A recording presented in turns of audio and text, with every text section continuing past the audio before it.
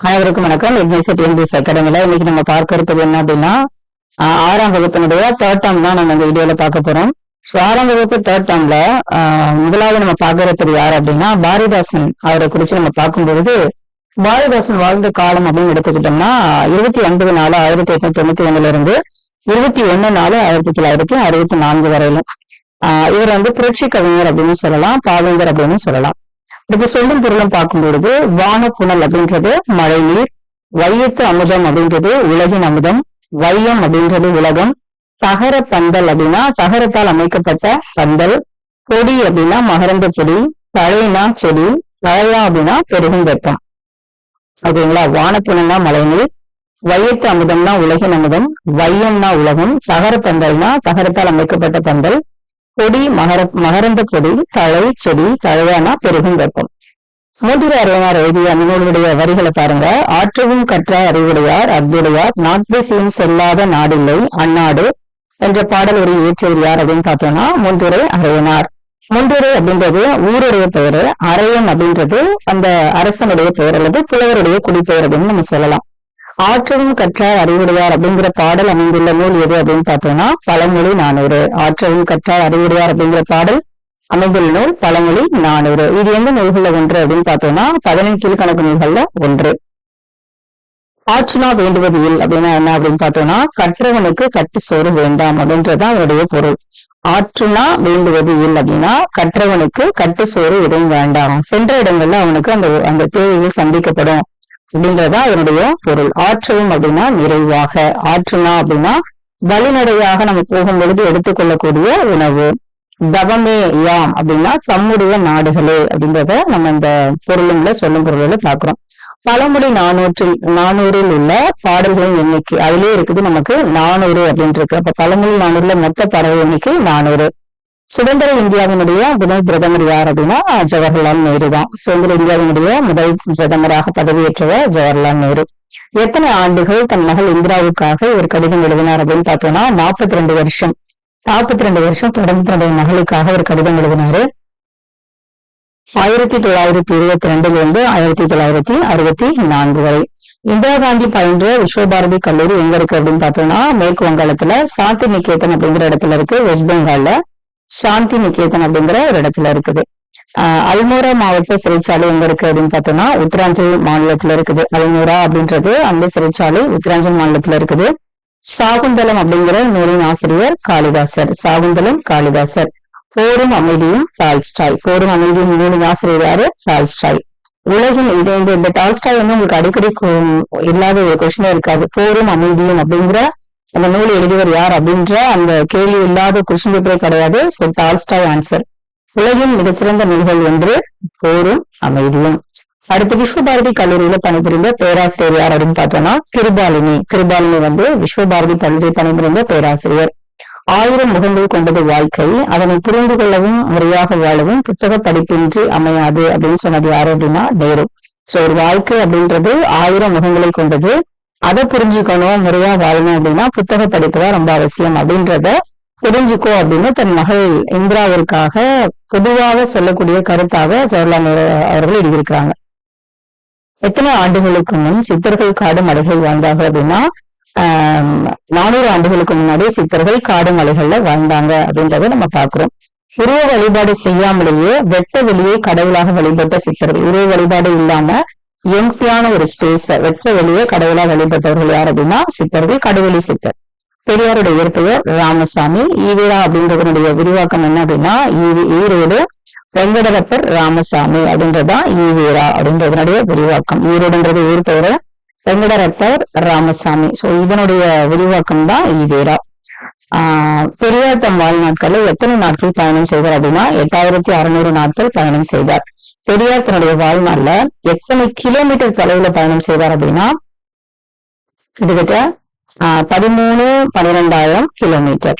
சரிங்களா? கிட்டத்தட்ட 1,31,000 13,12,000 kilometre travel பண்ணிருக்கிறாரு. அடுத்து இதுவரை பெரியார் எத்தனை கூட்டங்கள்ல எத்தனை மணி நேரம் மக்களிடம் உரையாற்றினார்? எத்தனை கூட்டங்கள்ல எத்தனை மணி நேரம் மக்களிடம் உரையாற்றினார் அப்படின்னா 10,700 கூட்டங்கள் பேசியிருக்கிறாரு. 21,400 மணி நேரம் மக்கள்கிட்ட உரையாடி இருக்கிறாரு. இல்லைங்களா? சோ கூட்டம் 10,700. எவ்வளவு மணி நேரம் பேசியிருக்காரு அப்படின்னா 21,400 மணி நேரம் பேசியிருக்கிறாரு. பெரியார் எந்த ஆண்டு யுனெஸ்கோ விருது பெற்றார் அப்படின்னா 1970. சமுதாய சீர்திருத்த செயல்பாடுகளுக்கென ஐக்கிய நாடுகள் பெரியாருக்கு என்ன விருது வழங்கியது அப்படின்னு பார்த்தோம்னா யுனெஸ்கோ விருது வழங்கியது. எந்த ஆண்டு பெரியாரின் உருவம் குறித்த அஞ்சல் தலை வெளியிடப்பட்டது? 1978.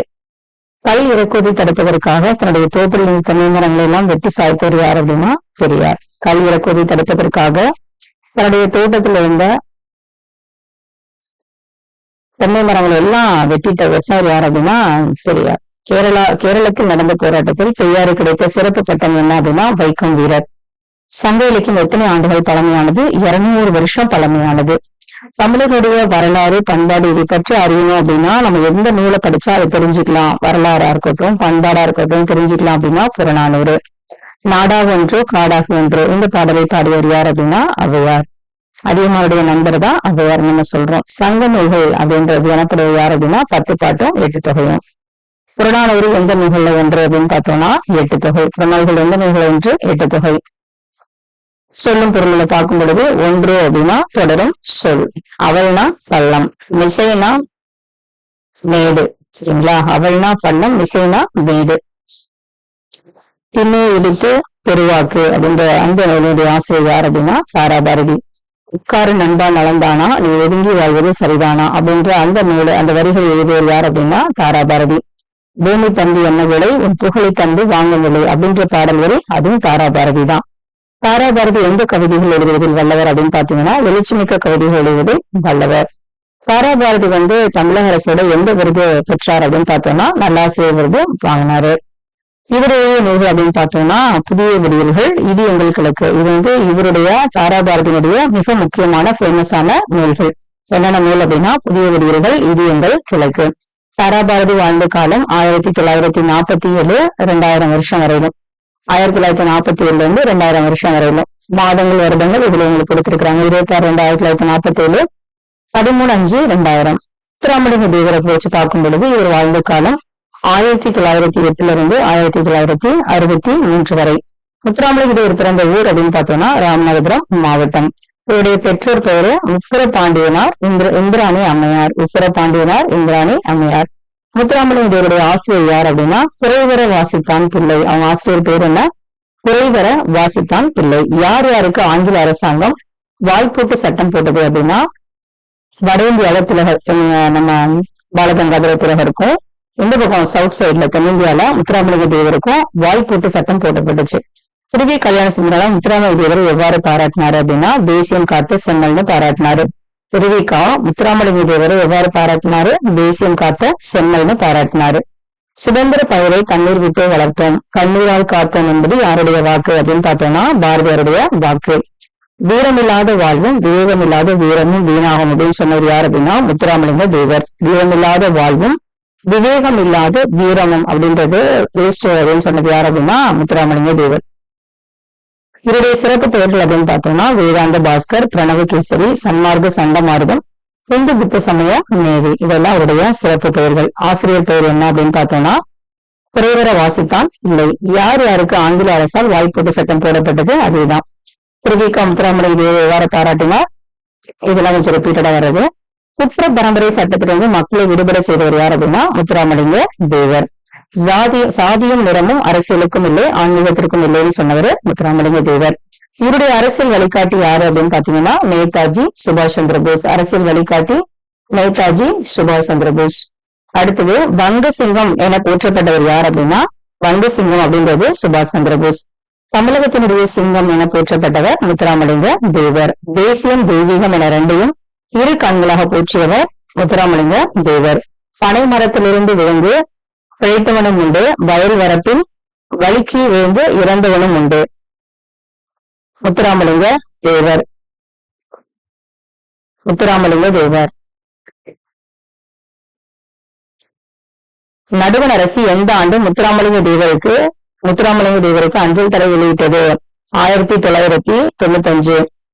நடுவண் அரசு எந்த ஆண்டு முத்துராமலிங்க தேவருக்கு அஞ்சல் தலை வெளியிட்டது? 1995. தன் பிறந்த நாளிலே இறந்தவர் யார் அப்படின்னா முத்துராமலிங்க தேவர். தம் சொத்தின் எத்தனை பாகங்களை மக்களுக்கு இனாமாக எழுதி வைத்தார் அப்படின்னா 16 பாகங்களை இனாமாக எழுதி வைத்தார். எத்தனை முறை முத்துராமலிங்க தேவர் தேர்தலில் போட்டியிட்டு உள்ளார்? 5 முறை. முத்துராமலிங்க தேவர் தேர்தலில் போட்டியிட்ட ஆண்டுகள் 1937, 1946, 1952, 57, 62, 37, 46, 52, 57, 62. சாதியையும் நிலத்தையும் பார்த்து மனிதன் தாழ்வுபடுத்துவது பெருங்கொடுமை. ஆண்டவன் மனித குலத்தை தான் படைத்தானே தவிர சாதியும் நிலத்தையும் அல்ல அப்படின்னு சொன்னவர் முத்துராமலிங்க தேவர். ஓகேங்களா? சோ சாதியும் நிலத்தையும் பார்த்து அப்படின்ற அந்த விஷயத்தை சொன்னது முத்துராமலிங்க தேவர். சொல்லும் பொருளும் அமர்ந்துனா வேலி, துவாமைனா வறுமை, மறுமை அமர்ந்துனா மறுபிறவி, இம்மை அமர்ந்துனா இப்பிறவி. இம்மைனா இப்பிறவி, மறுமைனா மறுபிறவி. செய்யும் தொழிலே தெய்வம், அத்திறமையில் தான் நமது செல்வம் என்று கூறியவர் பட்டுக்கோட்டை கல்யாண சுந்தரனார்.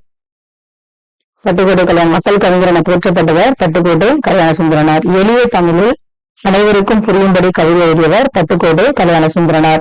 கலாசனோட பிறப்புன்னு பார்த்தோம்னா 1930, 1959. வியக்க வைக்கும் கட்டடக்கலையும் சிற்பக்கலையும் கொளிக்கும் ஊர் கும்பகோணம். வியக்க வைக்கும் கட்டடக்கலையும் சிற்பக்கலையும் கொளிக்கும் ஊர் கும்பகோணம். ஐராதீஸ்வரர் கோவில் உள்ளது தாராசுரம். தாராசுரத்துல ஐராதீஸ்வரர் கோவில் இருக்குது. இது எத்தனை ஆண்டுகளுக்கு முன்பு யாரால் கட்டப்பட்டது? 800 ஆண்டுகளுக்கு முன்னாடி ராஜராஜ சோழனால் கட்டப்பட்டதுதான் இந்த தாராசுரத்துல இருக்கிற ஐராதீஸ்வரர் கோவில். இன்றைய கண்தானத்திற்கு அன்றைய எடுத்துக்காட்டாக சொன்னது எடுத்துக்காட்டாக அமைந்தவர் யார் அப்படின்னா கண்ணப்பர். எந்த ஆற்றின் தென்கரையில் தாராசுரம் இருக்குது அப்படின்னு பார்த்தோம்னா அரசலாறு. சோ எந்த பகுதியில என்னுடைய ஆற்றோட தென்கரையில இருக்கு அப்படின்னா அரசலாறு. கீரி அம்மையார் பொறுத்தவரையிலும் பார்த்தோம்னா எந்த நாட்டுல அவங்க பிறந்தாங்கன்னா 1867 போலந்துல பிறந்தாங்க. கீரி அம்மையாருடைய அவர் கணவரோட சேர்ந்து அவங்க கண்டுபிடிச்ச அந்த கனிமனுடைய பொருள் என்ன அப்படின்னா பொலோனியம். மேரி கியூரிக்கு இயற்பியலுக்கான நோபல் பரிசு வழங்கப்பட்ட வருஷம் என்ன அப்படின்னு பாத்தீங்கன்னா 1903. மேரி கியூரிக்கு இயற்பியலுக்கான நோபல் பரிசு எந்த வருஷம் வழங்கப்பட்டுச்சு? 1903. ஒரு கணவரோட சேர்ந்து கண்டுபிடிச்ச பொருள் தான் பொலோனியம். எந்த பொருளை கண்டுபிடித்ததற்காக இவங்களுக்கு 1903 மேரி கியூரிக்கு நோபல் பரிசு இயற்பியலுக்கான நோபல் பரிசு கிடைச்சது அப்படின்னா ரேடியத்தை கண்டுபிடிச்சதுக்காக 1903 மேரி கியூரிக்கு நோபல் பரிசு கிடைச்சது. நோபல் பரிசு பெற்ற முதல் பெண்மணி யார் அப்படின்னா மேரி கியூரி. மேரி கியூரிக்கு வேதியியலுக்கான நோபல் பரிசு கொடுக்கப்பட்ட வருஷம் எது அப்படின்னா 1911. ரேடியத்திற்கான அணு எடையை கண்டுபிடித்ததற்காக கொடுக்கப்பட்டுச்சு. அணு எடை 1911 நோபல் பரிசு வாங்கினாங்க. இவர் இயற்கை எழுதிய வருஷம் பார்த்தோம்னா 1934. ஓகேங்களா? சோ நம்ம இதுவரையிலும் யார் யாரை பார்த்திருக்கோம் அப்படின்னா பாரதிதாசன் குறிச்சு பார்த்தோம், தாரா பாரதியை பார்த்தோம், முத்துராமலிங்க தேவரை பார்த்திருக்கோம், அப்புறம் மேரி கியூரி அம்மையாரை குறிச்சு பார்த்தோம், இந்த ஐராதீஸ்வரர் கட்டடக்கலை இதை குறிச்சு பார்த்தோம், பட்டுக்கோட்டை கல்யாண சுந்தரனார் இதை பார்த்தோம். ஸோ இதெல்லாமே 6ஆம் வகுப்புல 3rd டேர்ம்ல இருக்கக்கூடிய மிக முக்கியமான பாயிண்ட்ஸ் தான். இதை நீங்க தமிழ் படிக்கும் பொழுது இதை நீங்க ரிவிஷனுக்காக நீங்க தாராளமா இந்த வீடியோ யூஸ் பண்ணிக்கோங்க. உங்க ஃப்ரெண்ட்ஸ்க்கும் ஷேர் பண்ணுங்க. தொடர்ந்து யூனிவர்சிட்டி எம்பிசி அகாடமி வாட்ச் பண்ணுங்க. சப்ஸ்கிரைப் பண்ணாதவங்க தொடர்ந்து சப்ஸ்கிரைப் பண்ணுங்க. அப்பதான் நாங்க போடுற ஒவ்வொரு வீடியோஸ்க்கும் உங்களுக்கு ஒரு நோட்டிபிகேஷன்ஸ் வரும். பெல் ஐகானை கிளிக் பண்ணிக்கோங்க. அப்போ நோட்டிபிகேஷன்ஸ் வரும்பொழுது உங்களுக்கு அது தெரிய வரும். நன்றி. தொடர்ந்து யூனிவர்சிட்டி எம்பிசி அகாடமி வாட்ச் பண்ணுங்க. All the very best. Thank you.